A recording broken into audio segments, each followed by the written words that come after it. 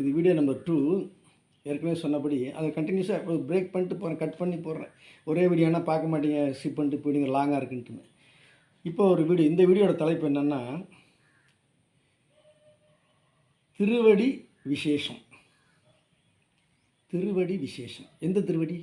திரு என்றால் நம்மளதான் காலடி. திருவடி என்றால் இறைவன் தான். இந்த திருவடிகளை வணங்குவது என்ற ஒரு கோட்பாடு அடித்து சொல்லுவேன், இந்து மதத்தில் தவிர்த்து வேறு எந்த மதத்திலும் இல்லை என்று நான் நன்றாக அடித்து பேச முடியும். நீங்கள் கிறிஸ்டியானிட்டி எடுத்துங்க, இயேசுவோட திருவடி எங்கேயாச்சும் பாதத்தை பதிச்சு வச்சு கும்பிட்றாங்களா? இஸ்லாத்தை எடுத்துங்க, அவங்க உருவமே இல்லை, செவுத்தில் வச்சு செவுத்தை பார்த்தா கும்பிடுவாங்க, உருவமே இல்லைன்றாங்க. அது திருவடிங்க இல்லை, உருவமே இல்லைன்றாங்க. கேத்தலிக்கில் வந்து பார்த்திங்கன்னா இயேசுவோட சிலையை வச்சுக்கிறாங்க, மாதாவோட சிலையை வச்சுக்கிறாங்க. அதே மாதிரி ப்ராட்டஸ்டன்ட்டில் சிலுவை வச்சுக்கிறாங்க. ஆனால் எந்த ஒரு மதத்திலையும் திருவடியை வைத்து வணங்கும் ஒரு கோட்பாடு, ஒரு சித்தாந்தம் எந்த மதத்திலும் இல்லை.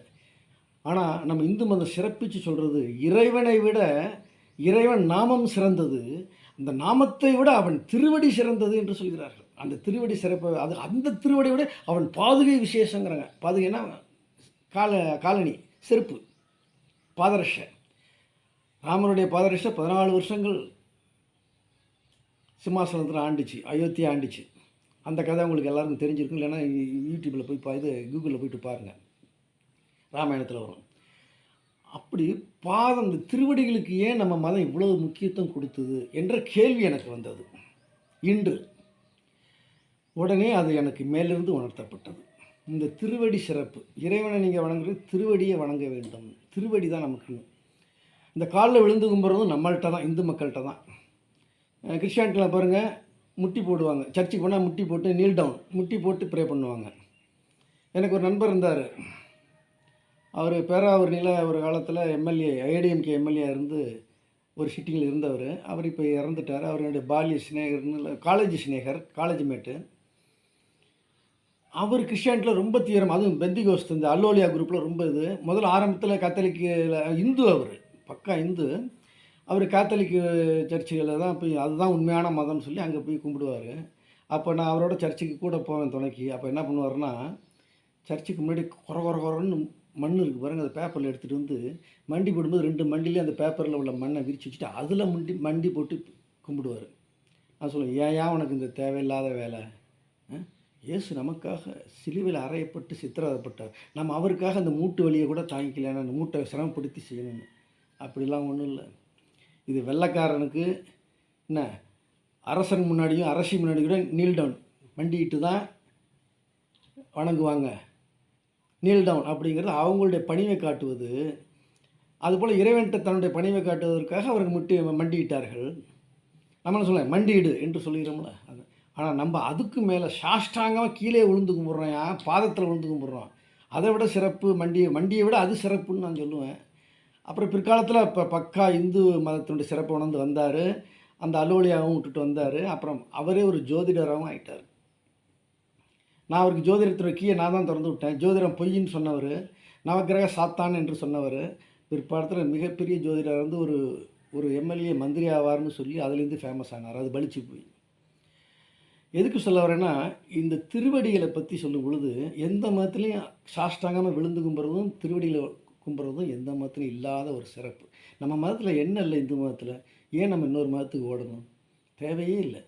நல்லா இருக்குது நம்மள்கிட்ட, எல்லாத்துக்கும் விளக்கம் இருக்குது. இப்போ திருவடி விளக்கத்துக்குள்ளே போவாங்களா? திருவடி விளக்கத்துக்குள்ளே போகும்போது ஏற்கனவே சொன்னேன்ல, பிரபஞ்சத்தோட பிரம்மாண்டத்தை பற்றி, அதை கண்டினியூட்டாக அதை மனசில் வாங்கிக்கிட்டு இங்கே வாங்க. இப்போது நானும் ஒரு எறும்பு, நீங்கள் ஒரு எறும்புன்னு வச்சுக்குவோம். அதில் ஒரு எறும்பை வச்சுக்குவோம். எறும்பு கண்ணு கிடையாது. அந்த எறும்பு பார்க்குற உலகமும் நாம் பார்க்குற உலகமும் ஒன்றா? நீங்கள் சொல்லுங்கள். இங்கே ஒரு எறும்பு போயிட்டுருக்கோம், அது இந்த வீட்டை முழுசாக பார்த்துருமா? பார்க்க முடியுமா? இந்த வீட்டையே சொல்கிறேன், அது கண்ணு கூட கிடையாது. உணர்வு ஆண்டனா மாதிரி உணர்வு கருவியால் அது உணர்ந்துக்கிட்டு போகுது. அப்போ அதனால் இந்த பூமியோட பிரம்மாண்டத்தை ஒரு காலம் உணர முடியாது, ஒரு காலம் உணரவே முடியாது. அதுக்கு தெரியவும் தெரியாது. ஆனால் நம்மளை விட சில சக்திகள் அதுக்கு இருக்குது. அப்படி அவ்வளோ சின்னது தான். ஆனால் மழை காலம் எப்போ வரும்னு தெரியும். அதனால் கோடை காலம் எதுன்னு சொல்லி அப்போவே அது வந்து சேமித்து வச்சுக்கும். புயல் வரப்போகுதுன்னா அந்த சாமி எறும்பு, பிள்ளையார் எறும்புங்க பார்த்தீங்கன்னா வெள்ளை வெள்ளையா அது முட்டையை தூக்கி கொண்டு பத்திரப்படுத்தும். அது வந்துட்டாலே கடும் மழை இருக்குன்னு அர்த்தம். அதுகளுக்கு அது தெரியுது. இத்தனோண்டுக்கு அதையும் அந்த மாதிரி சக்தியும் வச்சு இத்தனோண்டா வச்சு ஒரு எறும்பினுடைய பார்வையில் இந்த பிரம்மாண்டத்தை அதால் உணரவே முடியாது. அதுபோல தான் இந்த பிரபஞ்சத்தினுடைய பிரம்மாண்டம் பல கோடி ஒளியாண்டுகள் மல்டிவர்ஸ் ஏற்கனவே சொல்லியிருக்கேன். அதை போல் ஒரு பிரம்மாண்டத்தை நம்ம பார்க்க முடிஞ்சா ஏன் சைன் இது போல என்னமோ டெலஸ்கோப்லாம் வச்சு மாடர்ன் வெப் டெலஸ்கோப் என்னமோ சொல்கிறாங்க, ஜேம்ஸ் டெலஸ்கோப்பாக என்னமோ சொல்கிறாங்க, வச்சு அடுத்த இதை கூட பார்த்துட்டாங்கன்னு பெரிய சாதனையாக சொல்கிறாங்க. அவ்வளோதான் போக முடிஞ்சிச்சு. அடுத்த கேலக்ஸி வரையும் தான் போக முடிஞ்சிச்சு. எண்டு என்னன்னு கண்டுபிடிங்க. மல்டிவர்ஸில் எத்தனை வருஷம் கண்டுபிடிங்க. எத்தனை டெலஸ்கோப் வச்சாலும் நம்மளால் பார்க்க முடியாது. அப்படி இருக்கும் பொழுது இந்த இறைவன் விஸ்வரூபம் அவரே இந்த பிரபஞ்சமாக இருக்கார். இந்த பிரபஞ்சம் மல்டிவர்ஸ் இருக்கு பாருங்க, அந்த மல்டிவர்ஸே அவருடைய உடல் அப்படிங்கிறது இந்து மத தத்துவம். இறைவன் தான் இந்த பிரபஞ்சமாக இருக்கிறார். இந்த பிரபஞ்சம் தான் அவருடைய உடல், பிரபஞ்சம்தான் அவருடைய உருவம், உண்மையான உருவம் என்று சொல்லுகிறது இந்து மதம். அப்பேற்பட்ட அடிமுடி காணாதவர் அப்படின்னு நம்ம பார்த்துருக்கோம். தாளம்பு கதை, பிரம்மாவும் தாளம்புவும் கதை. பிரம்மா விஷ்ணு பன்றி வராக உரம் எடுத்து அடியை பார்க்க போனார், இவர் முடியை பார்க்க போனார். தாளம்பு போய் சொன்னிச்சுன்னு கருத்து அடிமுடி காணாத பரபிரம்மம். அப்படி இருக்கும்போது அவங்களுக்கே அப்படிங்கும்போது இறைவனுடைய பிரம்மாண்டமான பிரபஞ்ச படைப்பில் இந்த பூமியில் இந்த நம்ம கம்பேர் பண்ணும்போது நம்ம ஒரு எறும்பு. நம்ம அவருடைய முழு உருவத்தையும் பார்க்க முடியுமா? எறும்பு எப்படி இந்த வீட்டை பார்க்க முடியாதோ, இந்த ஊரை பார்க்க முடியாதோ, முழுசாக பார்க்க முடியாதோ, நம்ம அவரை முழுசாக உணர்ந்து பார்க்க முடியுமாடா? நம்ம சாதாரண மனுஷன்டா. உன்னால் பார்க்க முடிந்தது நீ ஒரு சிறு துரும்பு, அவருடைய பாதத்தில் உள்ள தூசிலையும் தூசினி, குவார்க்கையிலையும் சிறியவனே. உன்னால் அந்த பாதத்தை பார்க்குறதே பெரிய விஷயம்டா. நீ பாதத்தை பார்த்தாலே போதும், மேலெல்லாம் பார்க்கணுங்கிற அளவுக்கு நீ பண்ணாத. அது உன்னால் முடியாது. அது சில ஞானிகளால் தான் முடியும். உன்னால் முடியாது. சாதாரண மனுஷன். திருவடி உனக்கு போதும். திருவடி அவனுக்கு உன்னால் which is the minimum possibility. நம்ம எவ்வளோ மினிமமாக இருக்கோம், சின்ன உருவம். இது எவ்வளோ பெரிய மேக்சிமம். பிரம்மம் இறைவனுக்கு பேர் பெருசு. நம்ம இதில் பிரம்மம் என்றால் பிரம்மாண்டம், பிரம்மம் என்றால் பெரிது. எதை விட பெரிது? எதை விட இருதில்லை. இந்த கம்பேரிட்டிவ் டிகிரியே கிடையாது. பிரம்மங்கிறது ஒரு அட்ஜெக்டிவ். நியாயமாக பார்த்தா பிரம்மம்ன்று பெரிது, எதை விட பெரிது, கம்பேரிட்டிவ், நோ கம்பேரிசன். அதை நவுனாக யூஸ் பண்ணாங்க. நவுனாக யூஸ் பண்ணி பிரம்மம்னு வச்சுட்டாங்க.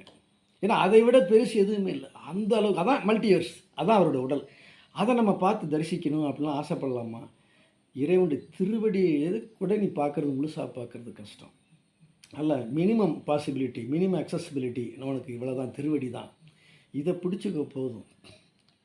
அவர் முழுசாக பார்க்குறேன்னு போனீங்கன்னா பிரம்மா கதை தான். அப்படிங்கிற தத்துவத்துக்காக தான் திருவடியை மட்டும் கும்பிட்டாலே போதும். திருவடி எல்லாம். அதனால தான் பெரியவர்களுடைய திருவடியைத்தான் நம்ம கும்பிட வேண்டுங்கிறோம் ஆசீர்வாதம் வாங்கும்போது. புரியுதுங்களா? திருவடி சிறப்பு. இதில் இவ்வளோ தத்துவம் இருக்குது. இறைவனுடைய பிரம்மாண்டத்தை நீ உணர முடியாது. அந்த பிரம்மாண்டத்துக்கு நீ எங்கே இருக்க? எங்கே இருக்க? பார்க்க முடியுமா? மேலே சொல்லுங்க, பார்க்க முடியுமா? அப்படிங்கிற அளவுக்கு இருக்குது. அப்படிங்கும்பொழுது இந்த பிரம்மாண்டத்தை எப்படி உணர்றது? ஏன் மனுஷன் மாரி சின்ன முடியாதா? தேவயோகிகள் உணரலையா? அர்ஜுனனுக்கு விஸ்வரூப தரிசனம் கிடைக்கலையா? எனக்கு கிடைக்காதா? கிடைக்கும். எப்போ?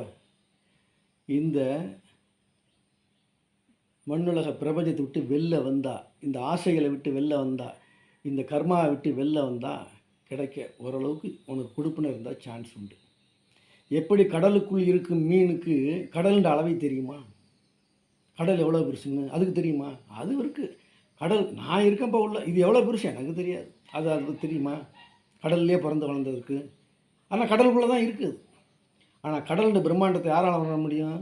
ஒரு பறவையால் உணர முடியும். மனிதர்கள் மேலே நம்மளால் கூட உணர முடியல. ஆரம்பத்தில் ஏரோப்ளேன் கண்டுபிடிச்சோன்னு தான் உணர்ந்தோம். அப்போ நாவாயில் செலுத்துனாங்க, ஏப்பா அப்படின்ட்டு.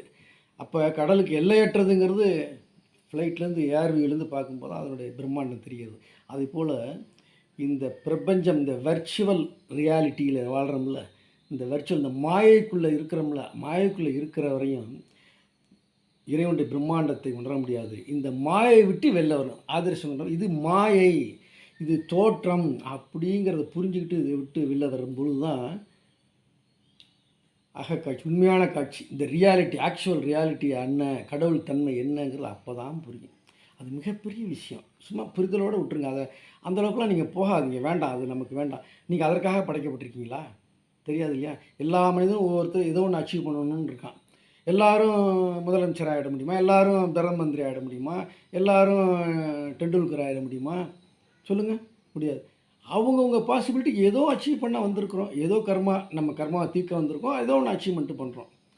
அவங்க பாசிபிலிட்டிக்கு என்ன, நம்ம அப்படி நம்ம அச்சீவ்மெண்ட் என்ன, நம்ம வாழ்க்கையில் எதை சாதிக்க வந்திருக்கோம்னு நீங்கள் புரிஞ்சுக்கணும்னா, நீங்கள் உங்கள் வாழ்க்கையை எந்த இடத்துலேருந்து தொடங்குறீங்க, இப்போ எந்த இடத்துல இருக்கீங்க, இன்னும் எவ்வளோ தூரம் உங்களால் போக முடியுங்கிறத தெரிஞ்சுக்கிட்டிங்கன்னா உங்கள் அச்சீவ்மெண்ட் தெரிஞ்சிடும். அதுக்கு ஒரு உதாரணம் சொல்கிறேன். எனக்கு தெரிஞ்ச ஒரு வழக்கறிஞர், நல்ல வழக்கறிஞர், நல்ல ஆங்கில புலமை உள்ளவர். அவருக்கு ஓஹோன்ற ப்ராக்டிஸு கிடையாது, ப்ராக்டிஸே இல்லைன்னு சொல்ல முடியாது. நல்ல திறமைசாலி. நான் இப்போ மெட்ராஸில் ப்ராக்டிஸ் பண்ணிகிட்டு இருந்தேன் ஹைகோர்ட்டில். அப்போ தஞ்சையிலேருந்து அவர் வந்துட்டு போவார் வாரத்துக்கு ஒரு தடவை.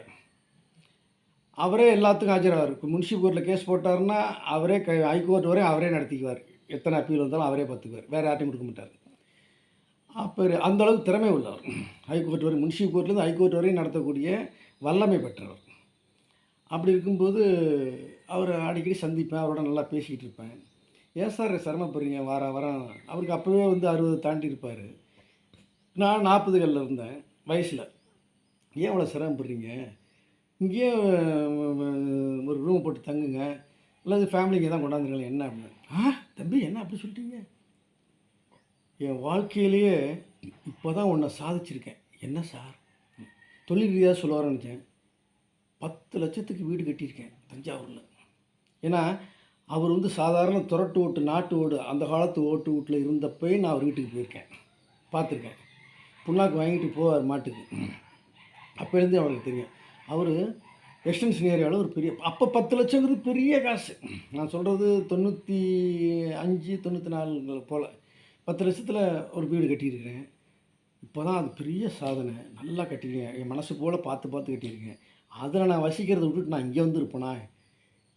இந்த அழுக்கு பிடிச்ச மெட்ராஸில் எங்கே பார்த்தாலும் குப்பை, மழை, அது இதுன்னு ஈரம், நாத்தம், கூவம், அதில் நான் அருமையாக இருப்பேன். அதை நான் விட்டுட்டு வர மாட்டேன். அது அவருடைய சாதனையாக கருதினார். அதில் எந்த தவறும் இல்லை. அதுபோல் ஒவ்வொருத்தருக்கும் ஒரு சாதனை. அவங்கவுங்களை, ஒருத்தருக்கு பிள்ளைகளை நல்லா படிக்க வச்சு மேலே ஏற்றணும், சிலருக்கு தொழிலில் சிறக்கணும், சிலருக்கு வீடு கட்டணும், சிலருக்கு பெரிய நிர்வாகம் பண்ணணும், சிலருக்கு பிஸ்னஸ் உபயோகப்படுத்தணும். அவங்கவுங்களுக்கு உள்ளது தான். அவங்க கர்மா அப்படி நடக்கும். அதை மட்டும் புரிஞ்சுக்கிட்டு நம்மளோட லிமிட் என்னன்னு தெரிஞ்சுக்கிட்டு வாழ்ந்துட்டு போகணும். எல்லோரும் முக்தி அடைய முடியாது. ஆனால் அப்புறம் ஏன் வானத்தை பார்க்க சொல்கிறேன்னா, நீங்கள் வானத்தை பாருங்கள், ஆன்மீகத்தில் இறங்கணும், ஆன்மீகம் தெரிஞ்சிருக்கணும். ஆன்மீகம் உங்களுக்கு எது வரையும் தெரியணும்னு அவங்க முடிவு பண்ணுவாங்க. ஆன்மீகம் ஒரு மனிதனுக்கு அவசியம் தேவை. அது ஆத்மாவுக்கு போடுற உணர்வு. ஆன்மா நமக்கு போடுற சத்து, அது சத்தூசி. அது ஆன்மா நல்லா இருந்ததுன்னா மனம் நல்லாகும். மனம் நன்னான்னா ஆரோக்கியம் செழிக்கும், சுற்றியுள்ள உறவுகள் வலுப்படும். நீங்கள் எதை சாதிக்கிறோம் அது ஈஸியாக சாதிச்சுட்டு போயிடலாம், இன்னும் கூட சாதிக்கலாம் என்று சொல்லிக்கொண்டு, இந்த வீடியோ பிடிச்சிருந்தால் லைக் பண்ணுங்கள். எதுவும் சந்தேகங்கள் தான் கமெண்ட் பண்ணுங்கள். நன்றி நேயர்களே.